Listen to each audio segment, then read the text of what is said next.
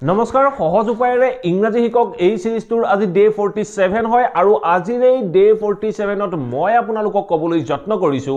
Use to am used to আৰু got used to এই তিনিটা আমি কেনেদৰে প্ৰেজেন্ট আৰু পাষ্টৰ হেবিটৰ কাৰণে ব্যৱহাৰ কৰিব পাৰো আৰু এই তিনিটাৰ মাজত ডিফাৰেন্স কি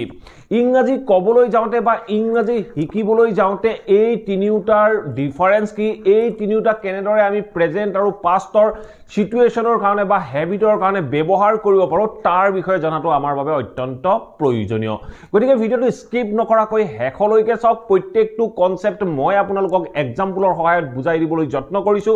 ডেফিনেটলি বুজিব পাৰিব আৰু আপোনালোকেও আপোনালোকৰ ডে টু ডে লাইফত ব্যৱহাৰ কৰিব পাৰিব আৰু আপোনালোকে ভিডিওবোৰ চাই লাইক আৰু শেয়াৰ কৰি যাব আপোনালোকৰ লাইক আৰু শেয়াৰে মোৰ ভিডিও বনোৱাত যথেষ্ট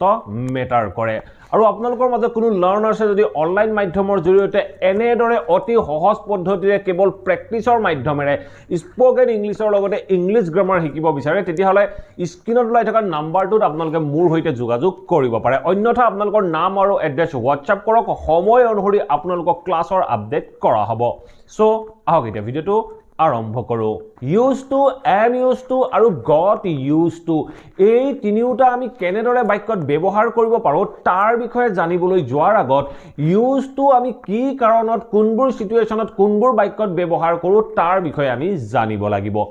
ইউজ টু আমি ব্যৱহাৰ কৰো পাষ্ট বা প্ৰেজেন্টৰ যিকোনো হেবিটৰ কথা ক'বলৈ যাওঁতে আমি পাষ্ট বা প্ৰেজেন্টৰ যেতিয়া যিকোনো হেবিটৰ কথা ক'বলৈ যাম তেনেকুৱা ক্ষেত্ৰত আমি ইউজ টু ব্যৱহাৰ কৰিব পাৰো ইউজ টু যেতিয়া আমি বাক্য এটা ব্যৱহাৰ কৰো আমি পাষ্টত হলে ইউজ টু ব্যৱহাৰ কৰিম আৰু যদি আমি প্ৰেজেন্টত অভ্যাসটো দেখাবলৈ যাওঁ তেনেকুৱা ক্ষেত্ৰত আমি বি ভাৰ্বৰ পাছত ইউজ টু ব্যৱহাৰ কৰো আৰু প্ৰেজেন্টত যদি আমি হেইটো কাম মোৰ অভ্যাসত পৰিণত হ'ল বুলি ক'বলৈ যাওঁ তেনেকুৱা ক্ষেত্ৰত আমি গট ইউজ টু ব্যৱহাৰ কৰো আৰু এইখিনিতে আৰু এটা ইম্পৰ্টেন্ট পইণ্ট মনত ৰাখি ল'ব আমি যেতিয়া পাষ্টত বাক্যটো দেখাব লগা হয় যে পাষ্টৰ মোৰ কোনো এটা অভ্যাস বা হেবিটৰ কথা ক'ব লগা হয় তেনেকুৱা ক্ষেত্ৰত ইউজ টুৰ পিছত যেটো ভাৰ্ব আহিব ভাৰ্বটো আমি সদায় বেস ফৰ্মত ব্যৱহাৰ কৰিব লাগে সো মই কেনেদৰে ব্যৱহাৰ কৰিব লাগে দুই এটা এক্সাম্পলৰ মাধ্যমেৰে আপোনালোকক বুজাই দিবলৈ যত্ন কৰিম যেতিয়া এক্সাম্পল কেটা চাব আপোনালোকৰ বাবে কনসেপ্টটো সহজ হৈ আহিব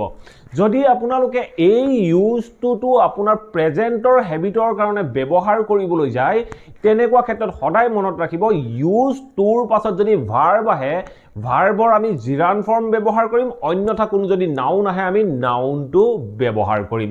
ইউজ টু যেতিয়া আমি প্ৰেজেন্টত ইউজ টু ব্যৱহাৰ কৰো তেনেকুৱা ক্ষেত্ৰত আমি ইউজ টুৰ পিছত যেটো ভাৰ্ব আহিব ভাৰ্বৰ জিৰান ফৰ্ম অন্যথা আমি কোনো নাউন ব্যৱহাৰ কৰিব লাগে আমি কেনেদৰে বাক্যত ব্যৱহাৰ কৰিম দুই তিনটা এক্সাম্পলৰ মাধ্যমেৰে ইয়াক কমপ্লিটলি মই বুজাবলৈ যত্ন কৰো সো আমি কেনেদৰে ব্যৱহাৰ কৰিব পাৰো দুই এটা এক্সাম্পলৰ মাধ্যমেৰে ইয়াক বুজিবলৈ যত্ন কৰো মই যদি এটা বাক্য কওঁ যে I used to read a newspaper in the morning এই বাক্যটো কি কৈছে I used to read a newspaper in the morning এই বাক্যটোৰ অৰ্থ কি কৈছে চাওক I used to মই ইয়াত কোনো be verb বা got ব্যৱহাৰ কৰা নাই I used to read কৈছো সো ইয়াৰ অৰ্থ হ'ল মোৰ পঢ়াৰ অভ্যাস আছিল I used to read a newspaper in the morning ৰাতিপুৱা এখন নিউজপেপাৰ পঢ়াৰ মোৰ হেবিট আছিল বুলি কওঁতে মই বাক্যটো কলো I used to read a newspaper in the morning মই পাষ্টত কোৱাৰ বাবে মই আৰ পিছত ইউজ টু আৰু তাৰ পিছত যেটো ভাৰ্ব হয় ভাৰ্বৰ বেস ফৰ্ম ব্যৱহাৰ কৰিলো মই যদি এই বাক্যটো বৰ্তমান প্ৰেজেন্টত ক'ব যাওঁ মই যদি কওঁ যে মোৰ ৰাতিপুৱা নিউজপেপাৰ পঢ়াৰ অভ্যাস এনে ধৰণে ক'বলৈ যাওঁ মোৰ ৰাতিপুৱা এখন নিউজপেপাৰ পঢ়াৰ অভ্যাস এনে ধৰণে যেতিয়া ক'ব লগা হয় মই সদায় ৰাতিপুৱা এখন নিউজপেপাৰ পঢ়ো এনে ধৰণে যেতিয়া ক'ব লগা হয় মই প্ৰেজেন্টৰ যেতিয়া অভ্যাসৰ কথা দেখাব যাম তেনেকুৱা ক্ষেত্ৰত সাবজেক্টৰ পাছত আমি এম ইজ আৰ ব্যৱহাৰ কৰিব লাগিব সো আই হলে এম ইউজ কৰিম হি সি হলে ইজ ইউজ কৰিম দে হলে আৰ ইউজ কৰিম ইউ হলে আৰ ইউজ কৰিম এনে ধৰণে যেটো সাবজেক্ট হয় একৰ্ডিং টু দা সাবজেক্ট আমি এটা বি ভাৰ্ব বাক্যটোত ব্যৱহাৰ কৰিব লাগিব এই বাক্যটোত মই অলৰেডি কৈ আহিলো যে যদি প্ৰেজেন্টত দেখাব লগা হয় ইউজ টুৰ পিছত আমি ভাৰ্বৰ জিৰান ফৰ্ম হে ব্যৱহাৰ কৰো তেতিয়া আমি বাক্যটো ক'ব লাগিব I am used to reading a newspaper in the morning So বাক্যটো চাওক কি ক'লে I am used to reading a newspaper in the morning মোৰ ৰাতিপুৱা এখন নিউজপেপাৰ পঢ়াৰ অভ্যাস মোৰ প্ৰেজেন্টৰ অভ্যাসৰ কথা মই যেতিয়া ক'বলৈ গলো তেতিয়া মই সাবজেক্টৰ পাছত বি ভাৰ্ব ব্যৱহাৰ কৰিলো আৰু ইউজ টুৰ পাছত যেটো ভাৰ্ব হয় ভাৰ্বৰ মই জিৰান ফৰ্ম ব্যৱহাৰ কৰিলো তেতিয়া বাক্যটো ক'লো যে I am used to reading a newspaper in the morning ধৰক এতিয়া যদি মই এই বাক্যটো এনে ধৰণে ক'বলৈ যাওঁ যে মোৰ ৰাতিপুৱা নিউজপেপাৰখন পঢ়াৰ অভ্যাস হ'ল ধৰক মই কোনো এখন পাৰ্টিকুলাৰ নিউজপেপাৰ মই সদায় ৰাতিপুৱা পঢ়োতে এই নিউজপেপাৰখন পঢ়াৰ মোৰ অভ্যাস হৈ গ'ল বুলি ক'লে যেতিয়া অভ্যাসটো মোৰ পৰিণত হ'ল প্ৰেজেন্টত বৰ্তমান মোৰ অভ্যাসটো আছে আৰু অভ্যাস এইটো কামটো মোৰ অভ্যাসত পৰিণত হ'ল বুলি ক'বলৈ যাম তেতিয়া আমি বাক্যটোত সাবজেক্টৰ পাছত আমি গট ব্যৱহাৰ কৰিব লাগিব যেতিয়া আমি প্ৰেজেন্টত ক'বলৈ যাওঁ তেনেকুৱা ক্ষেত্ৰত ইউজ টুৰ পিছত আমি যেটো ভাৰ্ব হয় ভাৰ্বৰ জিৰান ফৰ্মে ব্যৱহাৰ কৰিব লাগিব কেৱল পাষ্টতহে আমি ভাৰ্বৰ বেস ফৰ্ম ব্যৱহাৰ কৰিম তেতিয়া আমি বাক্যটো ক'ব লাগিব I got used to reading the newspaper in the morning I got used to reading the newspaper in the morning ৰাতিপুৱা নিউজপেপাৰখন পঢ়াৰ মোৰ অভ্যাস হ'ল এনে ধৰণে আমি ক'ব পাৰো এতিয়া চাওক এই বাক্যবোৰ কেতিয়াবা আমি কন্টিনিউয়াছটো দেখাব পাৰো যদি আমি কন্টিনিউয়াছত দেখাব লগা হয় আমি কেনেদৰে বাক্যটো ক'ব পাৰো মই যদি এই বাক্যটোকে কওঁ যে মোৰ ৰাতিপুৱা এখন নিউজপেপাৰ পঢ়াৰ অভ্যাস হৈ আহিছে বা মই যদি কোনো এখন পাৰ্টিকুলাৰ নিউজপেপাৰৰ বিষয়ে কওঁ তাৰ বিষয়ে মই ক'ব পাৰো যে ৰাতিপুৱা মোৰ এই নিউজপেপাৰখন পঢ়াৰ অভ্যাস হৈ আহিছে অভ্যাসটো আপোনাৰ পৰিণত হোৱা নাই আপোনাৰ অভ্যাসটো হৈ গৈ আছে এনে ধৰণে যেতিয়া ক'ব লগা হ'ব তেতিয়া আপোনালোকে বাক্যটো যেটো গট আপোনালোকে হৈছিল বুলি কওঁতে ব্যৱহাৰ কৰিছিলে এই গটটো কন্টিনিউয়াছ ফৰ্মত ব্যৱহাৰ কৰি দিলে আপোনাৰ বাক্যটো কন্টিনিউয়াছ হৈ পৰিব তেতিয়া আপুনি বাক্যটো ক'ব লাগিব I am getting used to reading a newspaper I am getting used to reading a newspaper in the morning মোৰ ৰাতিপুৱা এখন নিউজপেপাৰ পঢ়াৰ অভ্যাস হৈ আহিছে I am getting used to reading a newspaper in the morning এনে ধৰণে আমি used to am used to বা got used to বা getting used to বিভিন্ন বাক্যত ব্যৱহাৰ কৰিব পাৰো মাত্ৰ আপোনালোকে সিচুৱেচন খিনি বুজি এনে ধৰণে বিভিন্ন বাক্য ফৰ্ম কৰি চাবলৈ যত্ন কৰক ডেফিনেটলি আপোনালোকৰ বাবেও কনসেপ্টবোৰ সহজ হৈ আহিব ঠিক আছে এটা চাও আমি অন্য এটা বাক্য নেক্সট সেন্টেন্সত কি কৈছে He used to have a cup of tea after returning from the office. এই বাক্যটো চাও কি ক'লে He used to have a cup of tea. তাৰ একাপ চাহ খোৱাৰ অভ্যাস আছিল মই বাক্যটো পাষ্টত কৈছো গতিকে মই কৈছো He used to have a cup of tea. Tour পিছত মই have কৈছো having কোৱা নাই সো মই বাক্যটো কৈছো যে He used to have a cup of tea after returning from the office. অফিচৰ পৰা উভতি অহাৰ পাছত তাৰ একাপ চাহ খোৱাৰ অভ্যাস আছিল মই যদি এতিয়া এই বাক্যটো কওঁ যে অফিচৰ পৰা উভতি অহাৰ পাছত তাৰ একাপ চাহ খোৱাৰ অভ্যাস গতিকে মই প্ৰেজেন্টৰ হেবিটৰ কথা কৈছো প্ৰেজেন্টৰ হেবিটৰ কথা ক'বলৈ যোৱাৰ লগে লগে মই জিৰান ফৰ্ম ব্যৱহাৰ কৰিম আৰু সাবজেক্ট অনুসৰি এটা বি ভাৰ্ব ব্যৱহাৰ কৰিম তেতিয়া মই বাক্যটো ক'ব লাগিব He is used to having a cup of tea after returning from the office He is used to having a cup of tea. তাৰ একাপ চাহ খোৱাৰ অভ্যাস after returning from the office. অফিচৰ পৰা উভতি অহাৰ পাছত তাৰ একাপ চাহ খোৱাৰ অভ্যাস মই যদি এই বাক্যটো এনে ধৰণে কওঁ যে তাৰ অফিচৰ পৰা উভতি অহাৰ পাছত একাপ চাহ খোৱাৰ অভ্যাস হ'ল বুলি ক'লো হ'ল বুলি কোৱাৰ লগে লগে মই বাক্যটোত got ইউজ কৰিম তেতিয়া মই বাক্যটো ক'ব লাগিব He got used to having a cup of tea after returning from the office He got used to having a cup of tea তাৰ একাপ চাহ খোৱাৰ অভ্যাস হ'ল after returning from the office অফিচৰ পৰা উভতি অহাৰ পাছত তাৰ একাপ চাহ খোৱাৰ অভ্যাস হ'ল এনে ধৰণে আমি বাক্যটো ক'ব লাগিব ঠিক আছে এই বাক্যটো যদি মই কন্টিনিউয়াছত ক'ব যাওঁ তাৰ অফিচৰ পৰা উভতি অহাৰ পাছত একাপ চাহ খোৱাৰ অভ্যাস হৈ আহিছে বুলি ক'বলৈ যাওঁ তেতিয়া মই got to getting কৰিম কন্টিনিউয়াছত দেখাব লাগিব তেতিয়া মই বাক্যটো ক'ব লাগিব He is getting used to having a cup of tea after returning from the office He is getting used to having a cup of tea তাৰ একাপ চাহ খোৱাৰ অভ্যাস হৈ আহিছে after returning from the office অফিচৰ পৰা উভতি অহাৰ পাছত তাৰ একাপ চাহ খোৱাৰ অভ্যাস হৈ আহিছে এনে ধৰণে আমি বাক্যত ইউজ টু ব্যৱহাৰ কৰিব লাগে এতিয়া মই আপোনালোকৰ বাবে প্ৰত্যেক ধৰণৰ দুটা এক্সাম্পল লৈ আহিছো এই এক্সাম্পল কেইটা চাওক আপোনালোকৰ কনসেপ্টটো আৰু অলপ সহজ হৈ পৰিব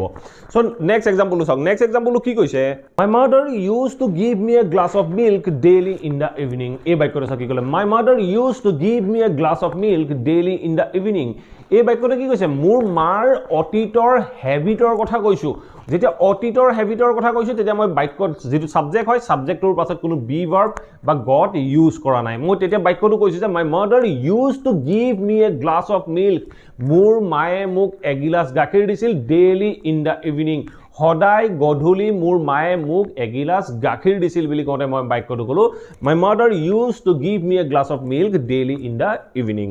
ঠিক আছে এতিয়া সো আমি নেক্সট সেন্টেন্স সো কি কৈছে I used to ride a cycle with my friends এই বাক্যটো সো কি কলে I used to ride a cycle with my friends I used to ride মোৰ সাইকেল চলোৱাৰ অভ্যাস আছিল I used to ride a cycle মোৰ এখন সাইকেল চলোৱাৰ অভ্যাস আছিল কেতিয়া সাইকেল চলোৱাৰ অভ্যাস আছিল with my friends মোৰ বন্ধু সকলৰ লগত মোৰ সাইকেল চলোৱাৰ অভ্যাস আছিল বুলি কওঁতে মই বাক্যটো কলো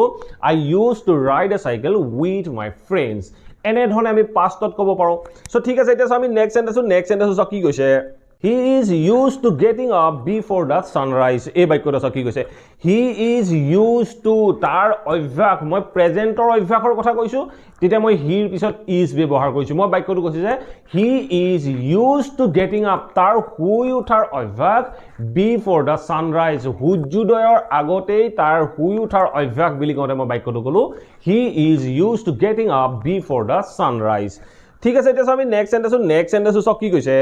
She is used to the new operating system এই বাক্যটো কি কৈছে She is used to the new operating system তাই অভ্যাস হৈ গল তাই মানে অভ্যাস তাইৰ অভ্যাস কি অভ্যাস She is used to তাইৰ অভ্যাস কি অভ্যাস She is used to the new operating system নতুন অপাৰেটিং সিস্টেমটোৰ তাই হেবিট বা তাই হেইটোত কৰিব পাৰে তাই অভ্যাস হৈ আছে এনে ধৰণে কবলৈ যাওঁতে আমি বাক্যটো কলো She is used to the new operating system এনে ধৰণে আমি প্ৰেজেন্টত ক'ব পাৰো আৰু যদি আমি প্ৰেজেন্টত হোল বুলি ক'ব লগা হয় তেনেকুৱা ক্ষেত্ৰত আমি কেনেদৰে বাক্যত ব্যৱহাৰ কৰিম তাৰো দুটা এক্সাম্পল চাই লবলৈ যত্ন কৰক সো নেক্সট এক্সাম্পল কি কৈছে At first the city noise was annoying but I got used to it এই বাক্যটো কি কলে At first মানে হল প্ৰথমতে the city noise was annoying চহৰখনৰ চিঞৰ বাখৰবোৰ মাতবোৰ annoying আছিল আমনিদায়ক আছিল At first the city noise was annoying প্ৰথমতে চহৰখনৰ মাতবোৰ annoying আছিল আমনিদায়ক আছিল but I got used to it কিন্তু মোৰ এইটো অভ্যাস হৈ গল প্ৰেজেন্টত অভ্যাস হৈ গল বুলি ক'বলৈ যাওঁতে মই বাক্যটো কলো but I got used to it কিন্তু মোৰ এইটো অভ্যাস হ'ল বা হৈ গল এনে ধৰণে আমি ক'ব পাৰো ঠিক আছে এতিয়া আমি লাষ্ট এক্সাম্পল কি কৈছে I got used to speaking English every day and now it feels natural এই বাক্যটো কি কলে I got used to speaking English every day মোৰ প্ৰত্যেক দিনাই ইংৰাজী কোৱাৰ অভ্যাস হ'ল I got used to speaking English every day অৰ্থ হ'ল মোৰ প্ৰত্যেক দিনাই ইংৰাজী কোৱাৰ অভ্যাস হ'ল now it feels natural এতিয়া এইটো একদম নেচাৰেল লাগে এনে ধৰণে ক'বলৈ যাওঁতে আমি বাক্যটোত কলো I got used to speaking English every day and now it feels natural এনে ধৰণে আমি got used to বিভিন্ন বাক্যত ব্যৱহাৰ কৰিব পাৰো এতিয়া আপোনালোকৰ বাবে এটা হোমৱৰ্ক আছে আপোনালোকে কন্টিনিউয়াছত যিকোনো এটা এনে ধৰণৰ সেন্টেন্স কমেন্ট বক্সত কমেন্ট কৰিব লাগে যদি আপোনালোকে বাক্যটো শুদ্ধকৈ লিখে মই আপোনালোকৰ কমেন্টত হাৰ্ট দি দিবলৈ যত্ন কৰিম আশা কৰো এই ভিডিওটো আপোনালোকে নিশ্চয় ভাল পালে আৰু এই ভিডিওটোৰ পৰা নিশ্চয় বুজিব পাৰিলে আমি ইউজ টু কেনেদৰে বিভিন্ন বাক্যত ব্যৱহাৰ কৰিব লাগে যদি ভিডিওটো ভাল পালে প্লিজ ভিডিওটো লাইক কৰক আৰু সকলোৰে মাজত শেয়াৰ কৰক আৰু যদি আপোনালোকৰ কিবা কোৱেশ্চন বা টপিক আছে then let me know in the comment box below মই আপোনালোকৰ টপিক আৰু কোৱেশ্চনৰ ওপৰত ভিডিও প্ৰস্তুত কৰিবলৈ যত্ন কৰিম আৰু চেনেলটো যদি সাবস্ক্ৰাইব কৰা নাই সাবস্ক্ৰাইব কৰি অল নটিফিকেশন অন কৰি লব মই আপোনালোকৰ বাবে এনে ধৰণৰ ভিডিও ৰেগুলাৰ আপলোড কৰি থাকিব লৈছো আপোনালোকে নটিফিকেশন পাব আৰু ভিডিওবোৰ চাব পাৰিব Thank you for watching this video. Have a nice day.